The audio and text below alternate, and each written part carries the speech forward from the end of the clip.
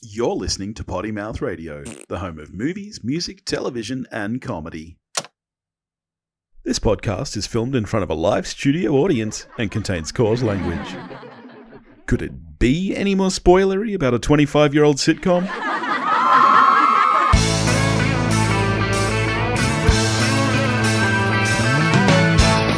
Hello everybody and welcome back to the one where we watched a Friends Rewatch podcast, where this week we watched the one with the dozen lasagnas. Good ep. It is a good ep. I would venture to say that this was probably the mid-season finale. Oh, yes. It is the 12th episode of Friends, aired January 12, 1995, and I think you can tell it's a big ep because 4 writers. Whoa. Everything else has just been a duo. This one written by Jeff Astroff, Mike Sikowitz, Adam Chase, and Ira Ungerleider. Ooh, such a cool name. Yeah, we love Ungerleider. We love Ira. So, yeah, big ep. Yes. Big ep. And yet none of the actual main writers. No. No. Also, can I just point out, where is Marcel? Who cares? It's been 2 episodes since the one with the monkey. He wasn't in the last one either. No. Oh, well. Maybe the monkey needed a break. Yeah, probably. Shouldn't be a working monkey. Yeah. Should just be enjoying its monkey-based monkey life. All right. Well, this is, of course, an even-numbered episode, which means that it is your turn to give us a synopsis. Are you ready? No. Well, you need to be, because I'm about to press the button. Okay. On your marks. Get set. Go. Monica has made a dozen lasagnas for her Aunt Sylvia, and it turns out Aunt Sylvia doesn't want them because they're not vegetarian, so now Monica just has to get rid of a dozen lasagnas. Rachel and Paolo are going to the Poconos together because their relationship is more serious than a fling now. Joey and Chandler's table break, and so they need to go furniture shopping together. Ross finds out the sex of his baby by the end of the episode, even though he didn't want to know. Oh my god. What? I touched on the main points. No, you didn't. Yes, I did. You didn't even get to the main point. No, it's coming. I didn't want to spoil it in the overview. Oh, really? Yes. Really? Yes. Okay. So you don't even want to mention that Paolo goes to Phoebe for a massage? Wow, way to spoil it. Wow, we're not even up to that yet. So unprofessional of you. All right. Well, one thing that you didn't mention is the cold open of this episode, because it is, again, we're back to being completely unrelated to the show. But it is one of my favorites. Yeah, it's a cute one. They're all sitting around. They're doing their own thing. They're just reading the paper, etc. And Ross starts singing the theme to The Odd Couple. And then they all kind of join in one by one. Yeah, well, Chandler joins in first, and then they all do. And then Ross starts bringing out the drums. Him and Monica very weirdly touch each other at one point on the head, and I don't understand what that is. In the like little build-up section. Yeah, I don't get it. He like touches her. Like at first they're just touching faces and stuff, but then like he puts his arm or his hand under her armpit. Like, it's too close to the boob for me. I just, no. What is wrong with these people? But, so it's a great moment. They all have fun. They sing. And then Ross tries to keep the magic going by, jumping into I Dream a Genie. But no, we're done. Because you don't want to be those people sitting around at the coffee shop just doing TV themes. Like, it's cute the first time. Yes. Yep. Yeah. It's a very cute opening, though. Then we're in the apartment. Monica's making lasagnas, and she's on the phone to Aunt Sil. They're not vegetarian, but the meat's only every 3rd layer, so she can scrape. But Aunt Sil doesn't want a bar of it. She doesn't want the stinking lasagnas, and Monica comes back with nice mouth. You kiss Uncle Freddie with that mouth? Yeah. And, it's such an old expression, isn't it? You never hear that one anymore, unless it's from a grandparent. Yeah. My best friends growing up, their grandmother would always wash their mouths out with soap. Like you literally do it? Yeah. Oh, I remember it happening when he, said a swear word. Probably wasn't even a bad swear word. It was probably like damn or hell or something. Yep. Oh, man. Yeah. Nancy was a tough woman. She was always nice to us, though, because we were, young, sweet girls with manners, and those 2 boys were just boys, they're so naughty. She Gotta wash clearly their didn't mouths know out you with very soap. well if she thought that you were a young, sweet girl with manners. I just turned into someone who spoke like a sailor. Meanwhile, Ross is reading baby books. He's been reading all of them. He knows everything. He says, you could plop me down in the middle of any woman's uterus, no compass, and I'll find my way out. Yeah, that's not how it works, but okay. The baby doesn't, like, burrow looking around for the exit.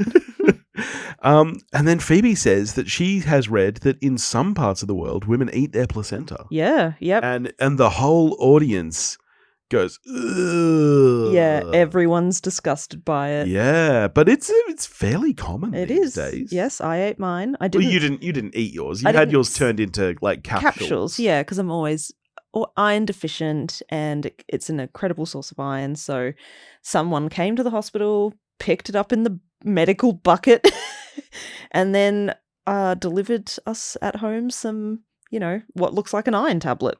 Yeah. There was no smell, there was nothing to it, but it's apparently really good postpartum to do, and it was good. I didn't die of anemia. Yeah. Yep. But I remember our friends were like, "What?" Yeah. And then we would like get them out of the freezer, and we were like, "Yeah, this is the little tub of like, it looks like an iron tablet," and they were like, Yeah. Joey starts getting a bit baby crazy. He really seems like he wants kids this episode. But this bit here is very funny when he does the hand puppet. How come you don't live with mommy? What's a lesbian? And it's kind of dawning on Ross that this is what's happening, and it's not fair, and he really hates Joey in that moment for it, even though I think it's hilarious. Yeah. It's cute. Well, and then it continues that nothing is fair for Ross because then Rachel and Paolo come in. Oh, yeah. And they go into the poker nose. They're doing their very cute little, poke nose. Mhm. Very, very cute. Yeah. It's fucking insufferable. The guys all mock them, and in this case, I'm on board with them. Oh, 100%. Usually when Ross mocks, it's just because he's a bit of Betty. But no, this is unsufferable. Unsufferable? Well, insufferable. Yeah, is what I meant to say, but it's so insufferable that it literally took away my ability to speak. Okay. We have never been to the Poconos. When we did our road trip to the States, we didn't even go there. Is it a really nice spot? I always feel like it's mentioned as like in reference to kind of like the romance. Hamptons. Yeah, like it's a romantic sort of setting or something. Is it like a lake or forest or? Yeah, it's an area of forested peaks, lakes, and valleys in the state of Pennsylvania. Oh, so we were near it because we went to Scranton, of course. Yes, it's probably just a couple of hours drive from New York or so. Yeah. Oh, we could have stayed at a nice B&B and. Yeah. So they're going away for the weekend. Ross gets very upset. He says, wasn't it meant to be a fling? They should be flung by now. Yeah. And he toys with calling immigration on Paolo. No, what the fuck? That's next level. Mm-hmm. And yet we all expect Ross to go there because he's deeply unhinged all things Rachel. Yeah. I mean, it gets much worse over the seasons. Yeah. Joey and Chandler leave. While they're in the hallway, Joey continues to be oddly baby crazy, and Chandler tells him to stop forever. I like that side of Joey. Yeah. Like he came from a big family. He's probably got lots of nieces and nephews and cousins, and I just think it's really cute. They go into their apartment. Joey throws his keys on the table, and the whole thing just collapses. I know. I really liked this storyline because, again, it reminded me of, back in the apartment days and stuff where your furniture is all old. It's stuff that, other people have given you. You're not really a grown adult yet. Like, you're living in your own space, but you're still... It's surrounded with other people's shit. Yeah, Don't like you when you're our in your cow early table? 20s. Oh, yeah. We had a coffee table awful. that was covered in vinyl tiles with cows. Yeah. It was very odd, but it was free, so we appreciated it. Yeah, well, because before that, we were using an upturned washing basket. Yes. So, yeah. I think it was actually your aunt who told her friend with the cow coffee table, they're using an upturned washing basket. That is where we are putting our cups of tea, and it is completely unacceptable. And she was like, hey, I got this cow table. That thing was great. So then Ross heads over to Carol's place. He brings her a lasagna because Monica has 12 lasagnas that no one's going to eat. And he's bringing her back her baby books. Yep. He lies and tells her that the lasagna is vegetarian because Susan doesn't eat meat. Yeah, that's a horrible thing to do.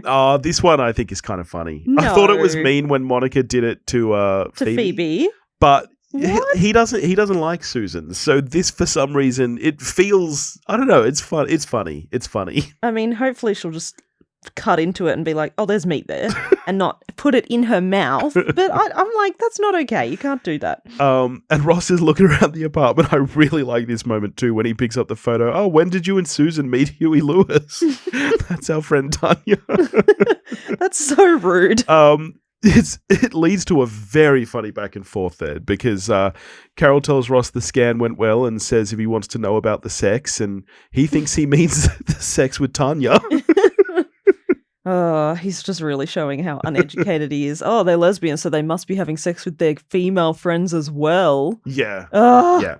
Ross, grow up. Well, gays, lesbians, they can't be in committed relationships. If the 90s taught me anything, it taught me that. Yeah, the 90s. Yeah, okay. And Ross doesn't want to know the sex. He wants to be surprised. But he implies he wants it the to sex be of the baby. We've moved on from the bit. Oh, yes. Just to be clear. He thinks it's like, you should find out when you look down and you see the thing or the lack of thing. Yeah. I'm like, of course he says boy first. Ugh. Yeah. What I am warmed by though is Susan coming in and being like, did you find out? Is it all okay? And Ross has to insert himself. Yep, it's all great. I'm like, shut up, Ross. Stop mansplaining her appointment. She can tell. And then they say, is it what we think it is? Yeah. Yeah, and they get so excited by the fact that they're having a little boy. I just find that really cute. Yeah.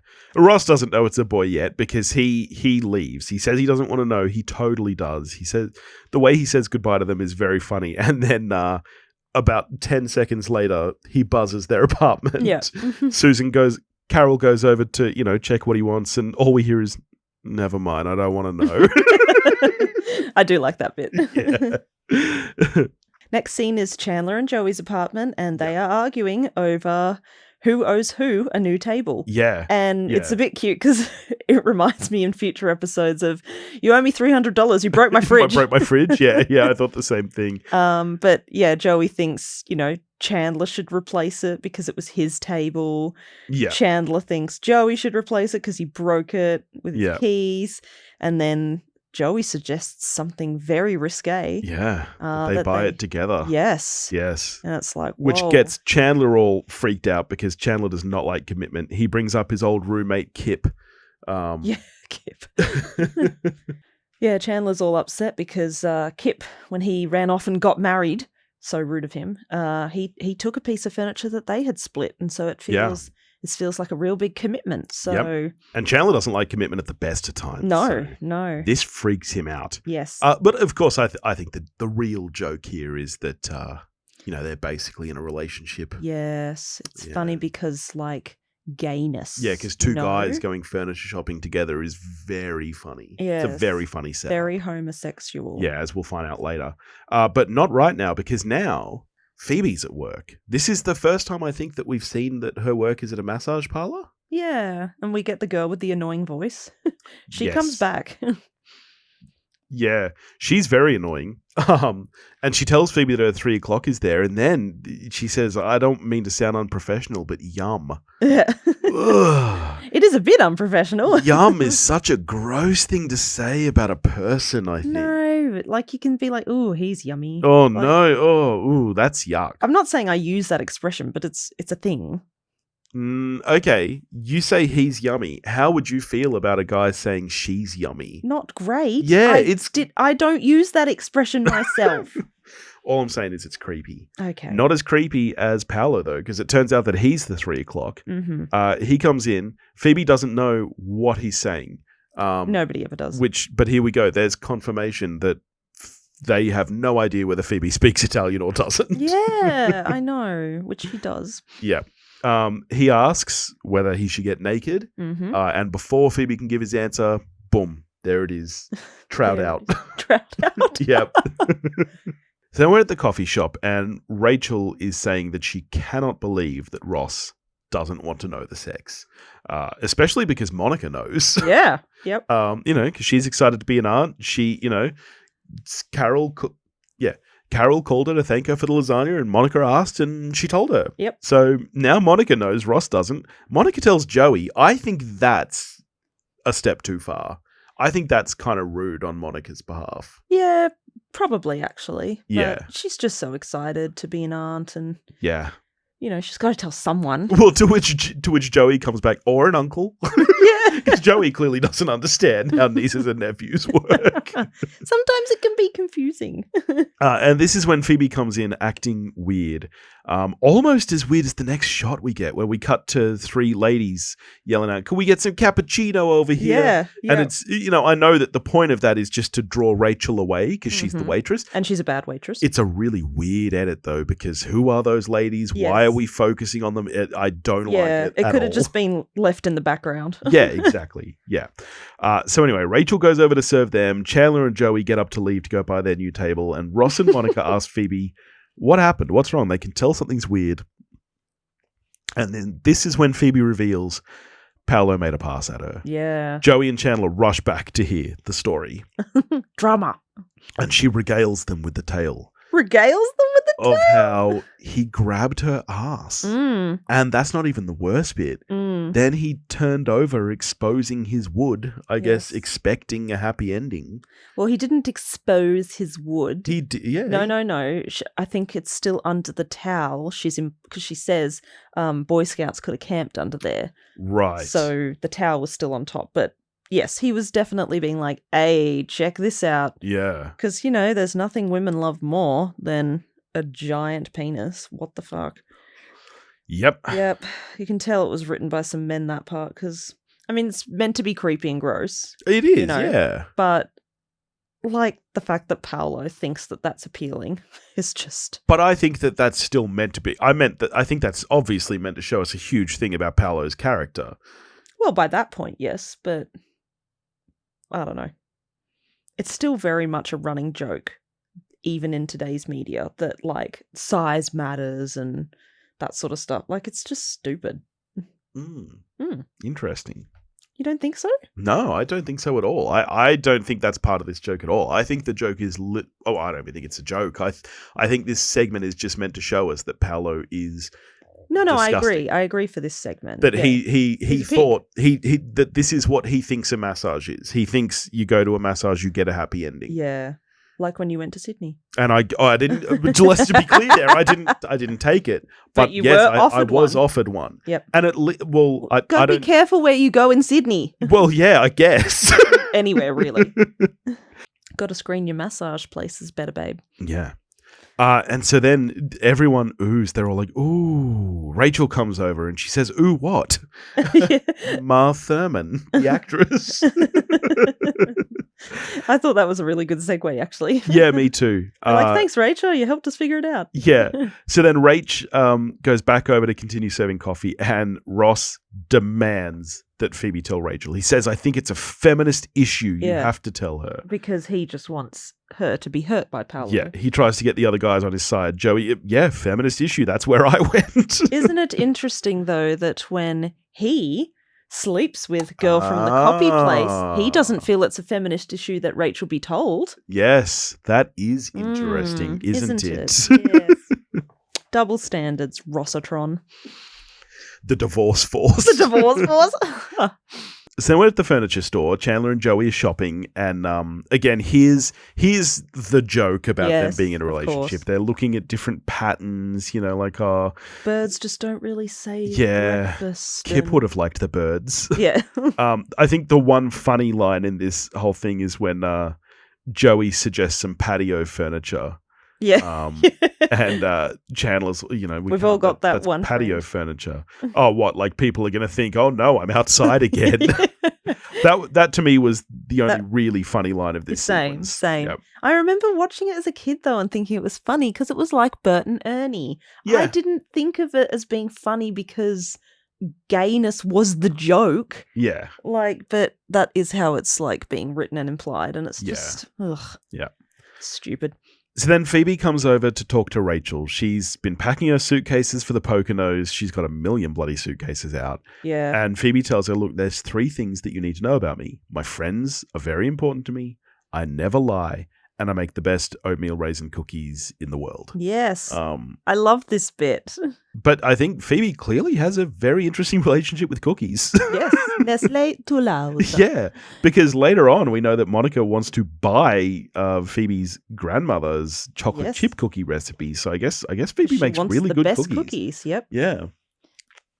But Phoebe says she doesn't make these ones too often because it's not fair to the other cookies. Yeah, so sweet. Oh, Phoebes. And yeah, so this is when Phoebe takes Ross's advice. It's a feminist issue. And that annoys me. No, I think Phoebe would have told her Oh, anyway. 100% she would have. And she's even though she's worried, because it's the gonna right hate thing her. to do. It is the right thing to do. Yeah. Phoebe would have done the right thing without Ross's help. Ross can fuck off. What I really like though is that, like Phoebe says, she's going to hate me.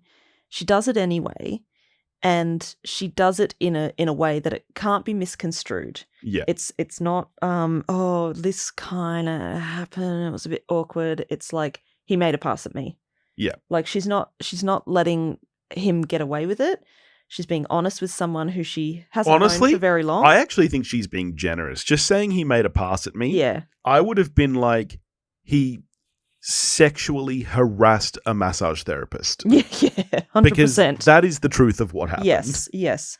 Whether or not it's Phoebe, I feel like he would have done that to any masseuse.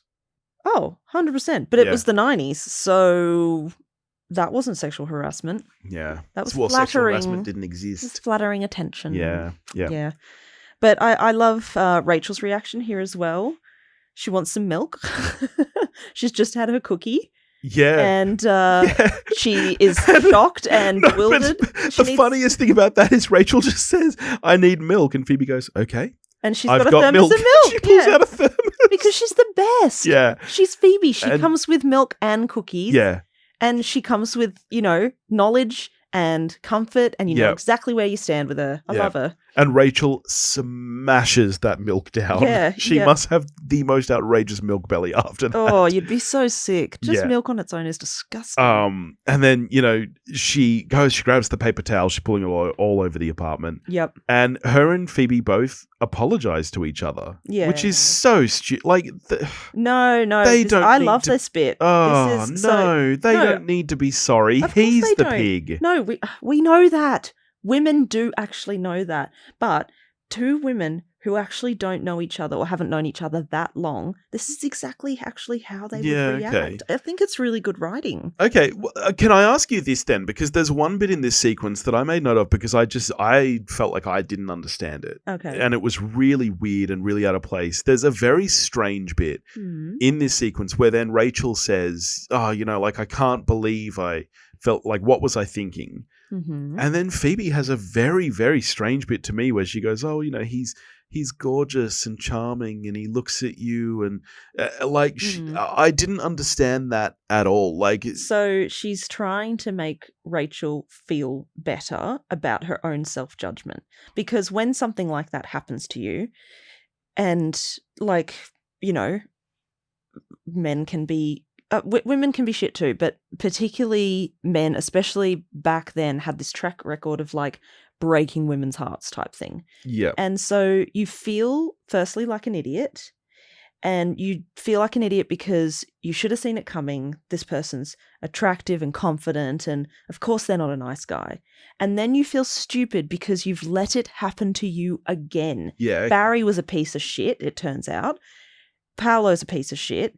You just feel like the world's biggest moron and everyone's laughing at you. How could you not have seen this coming? And Phoebe is such a wonderful friend there. She's like, because he's gorgeous. Okay. Of course you would fall for him anyone else would. I found it But really then she weird, goes, but then the joke is she goes too far and she's like, but he's the worst. Yeah, okay. Yeah. Okay. All right. That makes sense.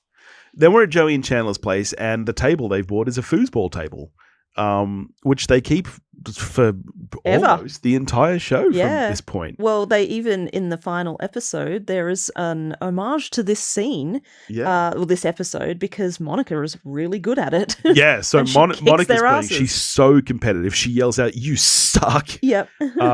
Phoebe comes in and tells them that she told Rachel, and her and Monica and Phoebe go back to check on her. Mm-hmm. And Chandler tells Ross, it's time to swoop. Now is the time to swoop. You got to be the first guy she sees, like the anti-Paolo. You know, this is the age of Ross. Why would you be taking advice from Joey?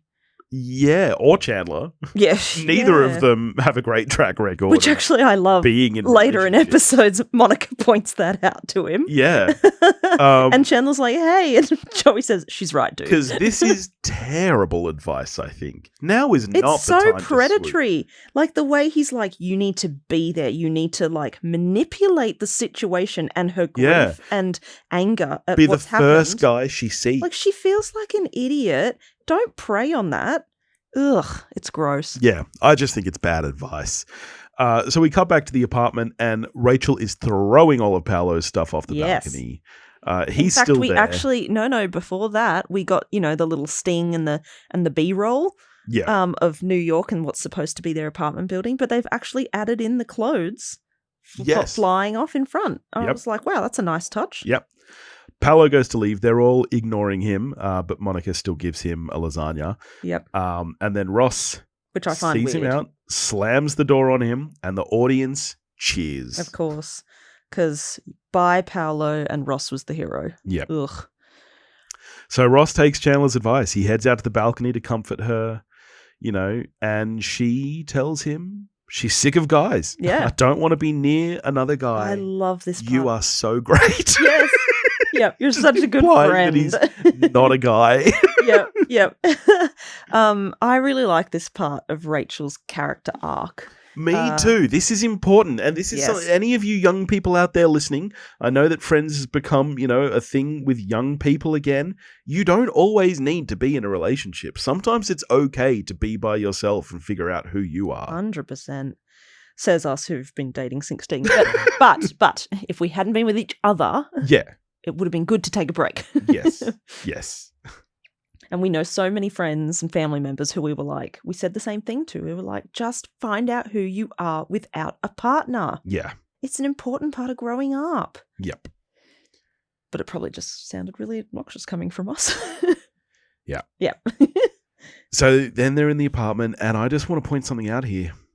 Phoebe's eating the lasagna. Yes. And Her she and knows. Monica are eating She knows it's There's not meat. vegetarian. I know. I was like, what the fuck, And Phoebe? I mean, look, maybe she's scraping. I mean, Monica did say the meat's only every third layer you can scrape. Maybe she's scraping. But we have established that she doesn't eat meat because we had that joke in the one with the blackout. So I know. I just wanted to point that out. She's eating very lasagna. poor writing. Yep. Ross and Rachel are still talking, and Ross tells her not to swear off guys. He's still trying to talk her into, like, you should still date. And this is when Rachel says, I need to be by myself. Yep.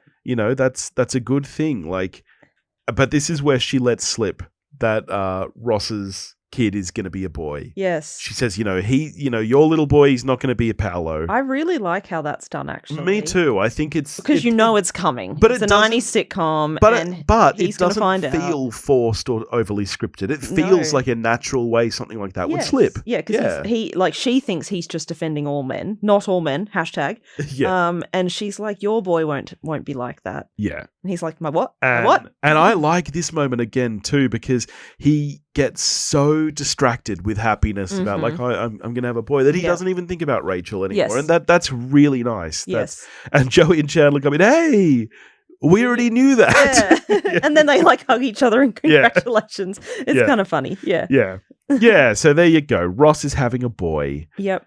Then we get the tag of this episode, which is just Monica kicking their asses at foosball until it's 2:30 in the morning, and they literally have to pick her up and carry her out the door. It reminded me of you and I playing Tetris till the wee hours of the morning, where I'm like, one more, just one more, and it's never one more. Well, because it's all unlike with them when Monica's just kicking their asses. With us, it's always like one of us is always so close to winning. Mhm. And you win 2 rounds in a row, then the next person wins 2 rounds, and you want to win. Yeah, but I am very competitive, like Yes. Monica, Yeah. and she loves that she's kicking their asses, as she should. Yeah. In fact, Ross at one point in the episode is like, "We kicked your asses," and they're like, she kicked their asses." Yes. Yeah. You are almost as competitive as Monica. Unlike her, though, you're losing in lightning rounds. Yeah, So I don't are like you that. ready for a lightning round? I'm always ready for lightning rounds. All right. Well, why don't you kick us off All right. with what I'm sure are very easy questions? Yes. Because the 2 I have for you are very easy. So, yours. What is Chandler's middle name? Oh, Are you I know serious? it's a girl's name. Are you serious? Muriel. Oh, damn it. I I was hoping I'd get you there. No. Your number 1 question, another name question, Mhm. that very, very easy. What was the name of the character played by Joey in Days of Our Lives? Ooh. What? Dr. Drake Ramore. Yeah, I was you just were- trying to you were lull you teasing into a me. false Okay. sense of security. All right, you got me. All right. I'm pretty sure you'll get this one because you actually love this scene, but I'm hoping it's obscure enough you won't, and then we will be even. When playing a game and trying to name all of the 50 states, which state does Ross have listed twice? Oh, holy shit. Yes. I do. That is actually a hard one. Finally, I'm really finally hard gonna one. catch up. Rhode Island. No. Nevada. Nevada. Okay. That is Now a we're very good even. question. This one's super easy. Who lived below Monica and Rachel's apartment and constantly complained about the noise? Mr. Heckles. Mr. Haven't we Heckles. had that question before? If we have, can I give you another one then? Can I No. look through for a difficult one? No, that was the card. And we are even. Back Yes. to, I mean, I prefer it if I'm ahead, but give it time. I am so good at lightning rounds. Are you doing the Peter Griffin sigh? Like, what are you doing? Stop it. Please stop. Alrighty. Well, next week we will be watching the one with the boobies. Yes. One Uh, of my favorite episodes. We've done it. We are halfway through season 1 now. Yep. Time flies when you're having fun. Yes. What? And if you, dear listeners, are having fun, then please tell everyone you know. No. Tell them.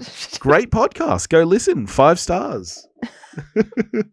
We're not in lockdown anymore. I don't think there's that many people listening to podcasts, is there? Tell people. Tell people. He's desperate for attention. And we'll catch you next week. Kip would have liked the birds.